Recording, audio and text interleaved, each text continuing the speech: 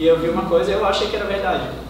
Dos deputados que votaram a favor e contra do impeachment, que não sei quantos dos que votaram a favor eram corruptos e não sei quantos que votaram contra não são corruptos. Eu compartilhei aquilo porque realmente, tipo, é mais o meu ponto de vista e me parece verdade, só que teve gente que falou que aquilo não é verdade, não tem nenhum lugar comprovando. Eu, sinceramente, não fui em lugar nenhum checar. Eu compartilhei aquilo e eu realmente não tive essa preocupação de checar se era verdade ou não. Eu só compartilhei e várias pessoas compartilharam a partir de mim. Então foi algo que circulou que eu realmente não sei se é verdade. Até que ponto podemos falar de uma verdade essencial, fatual, verdade das coisas, verdade real, né? A verdade é sempre uma produção.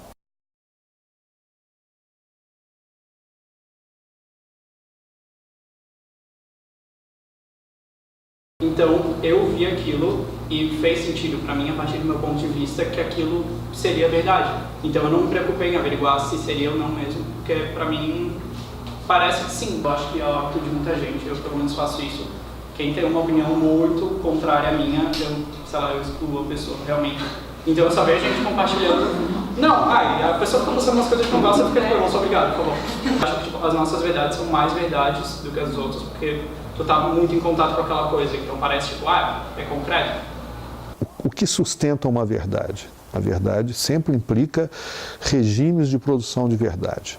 Qual o regime de produção de uma verdade religiosa? É o dogma. Já um regime de produção de verdade científica, ele tem todo um conjunto de operações para chegar a uma verdade confiável do ponto de vista científico. A verdade da filosofia antiga entre os gregos, ela se faz por dedução, não exatamente por comprovação. E também não vejo como restringir as discursividades da internet a esses discursos modernos que a gente conhece, como eu já falei aqui, religioso, filosófico, literário, jornalista ou científico. Isso não é isso que regula as várias discursividades da internet.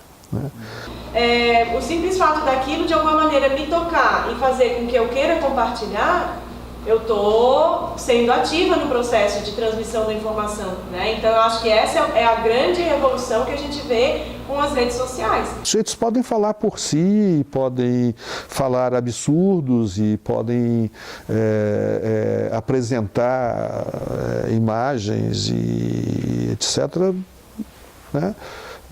Absolutamente sem menor compromisso com regramentos. E a partir do momento que eu replico, eu estou produzindo notícia também. Então, por exemplo, quantas notícias eu vejo, eu não curto a página que a pessoa replicou, mas a pessoa, eu sigo ela no Facebook, ela é minha amiga no Facebook, porque ela publicou, eu estou vendo. Então, e aquilo que a gente falou numa outra aula também, dependendo de quem publica, dá mais credibilidade. Então eu posso até não saber a fonte, mas foi a fulana que publicou. A fulana eu não vou nem verificar, porque a fulana eu tenho certeza que ela não ia botar uma coisa que não fosse verdade. Nada, às vezes nem ela foi verificar isso também, mas a pessoa que publica, se é um amigo teu, que tu, confio, esse aqui é uma pessoa, né, que pensa na mesma direção do que eu penso, costuma publicar coisas legais, eu acho que tem esse peso também, de quem publica, onde é publicado. Assim, respondendo a tua pergunta inicial, onde vocês veem mais produções de verdade, sem dúvida nenhuma são dos meus amigos e não das páginas que eu curto, principalmente pelo fato de que a maioria das vezes que eu tenho acesso às páginas que eu já curti, foi porque amigos meus transformaram aquilo numa verdade para eles. Como é que a gente poderia separar ou distinguir nessa parafernália de discursos da internet aqueles discursos que são confiáveis e aqueles discursos que não são confiáveis? Pelo do que eu considero, que eu acredito às vezes quando eu vejo sobre verdade no Facebook, eu olho assim, pessoas que eu confio muito, que eu considero muito, então se tais pessoas postarem, então talvez aquilo seja verdade, porque eu sei que são pessoas que não postam qualquer coisa, e a quantidade de lugares diferentes que eu observo o mesmo assunto correndo.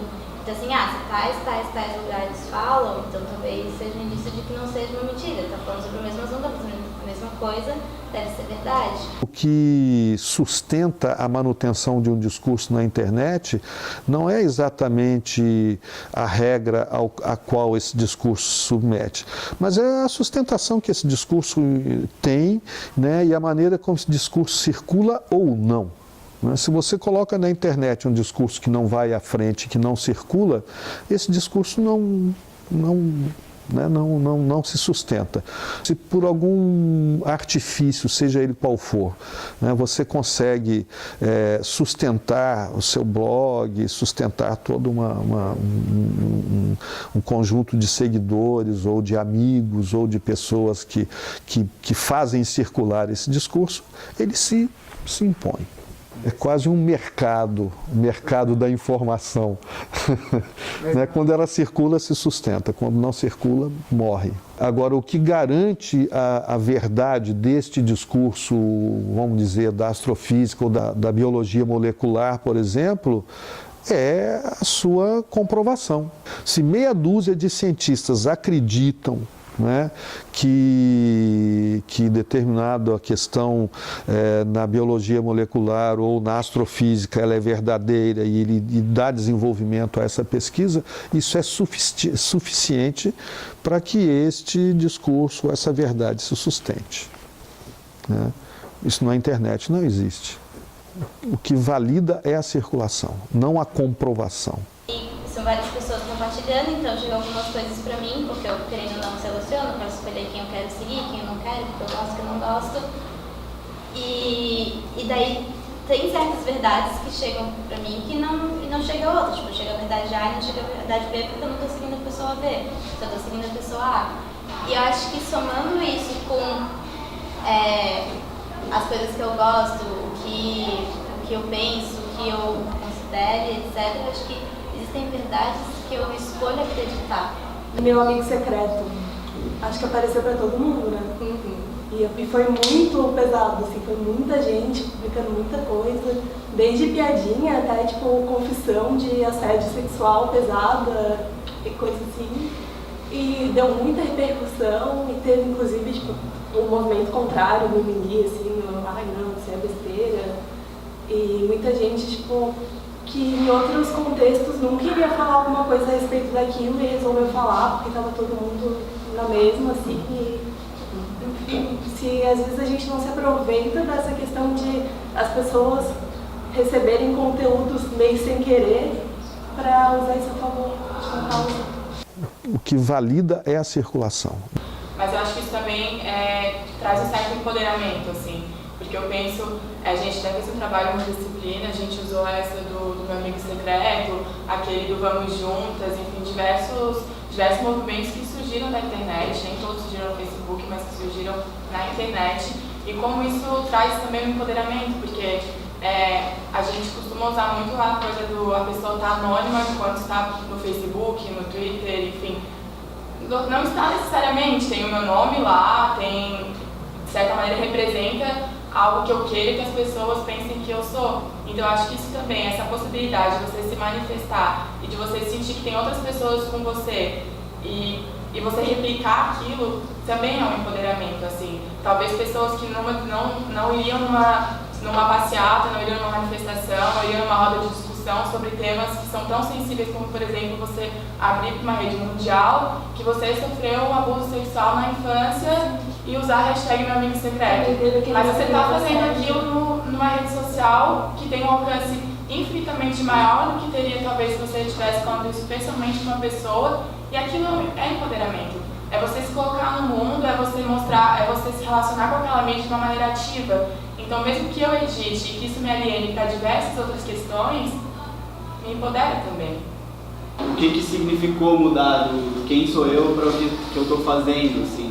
No Orkut, a questão seria o quem sou eu, e aí você está apontando para uma essencialidade ou a subjetividade como essência e como substância, ou você pensar o que eu estou fazendo, que seria uma questão mais próxima do Facebook. Trazer a subjetividade para o campo da história e não para uma coisa a priori. A professora falou que o Facebook convida a gente. Acho que é meio que uma imposição mais que um convite. Se você não escreve nada, você não existe no Facebook, de certa forma. No Orkut a tua existência está dada, tem quem sou eu, tem as comunidades. Eu acho que a gente falava, pelo menos eu lembro que eu falava que eu tinha tal comunidade, eu tenho essa, como se fosse uma figurinha assim que você tem. E eles trazem a questão da alteridade, né? O quanto para eu me constituir como sujeito, eu dependo muito do outro. Então, assim, isso que eles estão falando é muito relacionado com tudo que a gente discute em psicologia histórico-cultural, o que a psicanálise vai trazer também, a importância do outro, para eu poder me constituir, o olhar do outro, para que eu possa me constituir da maneira A, B, C ou D. Mas que é extremamente narcísico, né?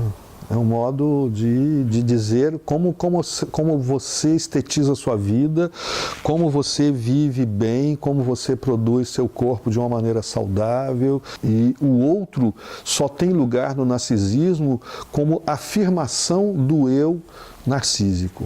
Então, quando você vê na internet uma pessoa se expondo de uma maneira narcísica, ela precisa do outro, sim, mas ela precisa do outro apenas no sentido de afirmar a sua maneira de se apresentar. Trata-se de afirmar como boa ou como boa verdade a maneira como você se relaciona consigo mesmo. Digamos, até que ponto o narcisismo ele realmente reproduz um efetivo ou verdadeiro cuidado sobre si mesmo, ou ele é apenas uma maneira de se expor, ou de mostrar e de se colocar como alguém que tem uma vida mais bela que a dos outros, né? Mas não resta dúvida que é um modo de cuidar-se de si, de lidar consigo mesmo. O problema aí, se ele é autêntico, se não é, um problema de valoração, né? Então, quem que publica uma foto no Facebook quando tu estás mal na foto?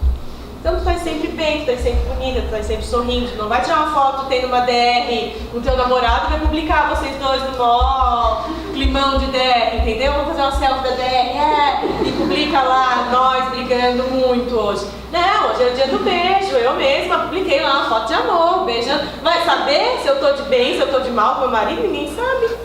Nós hoje temos uma cultura narcisista que, na realidade, é uma exacerbação do individualismo. Nós temos na cultura capitalista, liberal, 400 anos de individualismo, né, que Foucault vai falar disso no Vigiar e Punir em relação à disciplina, a individualização como um modo social de produção de sujeitos como indivíduos, né, a constatação de que nós modernos vivemos como indivíduos e a individualidade é uma forma básica da nossa existência, inclusive corporal, é que o que distingue o individualismo contemporâneo, século XXI, de um individualismo que veio se formando ao longo do século XX, é justamente a acentuação e a passagem das formas de individualismo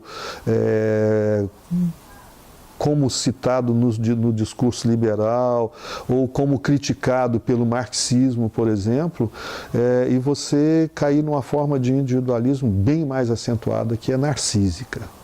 Então, o olhar do outro, essa questão da alteridade é super importante. E, na verdade, quando a gente está no Facebook, que graça tem tu colocar uma foto se ninguém curtir? Então, tu espera, tu bota aquilo e fica olhando, nossa, só isso, ninguém mais curtiu, ninguém mais olhou, ninguém mais comentou. Então, às vezes, tu estás num lugar, tu pensa assim, eu vou tirar uma foto e nessa foto eu vou botar tal legenda para botar para as pessoas verem, não sei o que, quando você não basta eu estar e eu viver, eu tenho que ter a aprovação, eu tenho que ter o olhar do outro. Então isso não é novidade, né? Isso, as teorias do desenvolvimento, muito antes de redes sociais existirem, já discutem a importância do outro na constituição da minha subjetividade. Agora, ela está muito gritante hoje em dia. Por quê? Porque a existência virtual na internet, ela permite ao sujeito ser e se produzir e se estetizar e se apresentar como aquilo que ele quer destacar ou produzir em si, e não exatamente em torno de algum compromisso em relação àquilo que ele é. Numa relação social tradicional, onde você tem o diálogo, né, a questão da dialogia, um sujeito está diante do outro, né, e você conversa com o outro e você não só se afirma diante do outro, mas também você está numa relação de troca, você também ouve o outro e assim como você interfere na subjetividade do outro, o outro interfere na sua subjetividade, há uma troca, né, subjetiva. Assim, toda grande mudança, e a gente está vivendo uma grande mudança com essas redes sociais agora e a internet em si, ela gera um certo desconforto. Aí a gente poderia se perguntar, o que é a psicologia do século XXI, qual o objeto da psicologia do século XXI?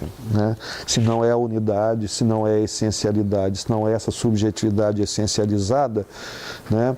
Se não é essa identidade psicológica ligada à questão da singularidade, qual o objeto da psicologia? Eu diria que o objeto da psicologia ao longo do século XXI, e isso também vai deixando de ser moderno, é justamente tomar o sujeito no movimento.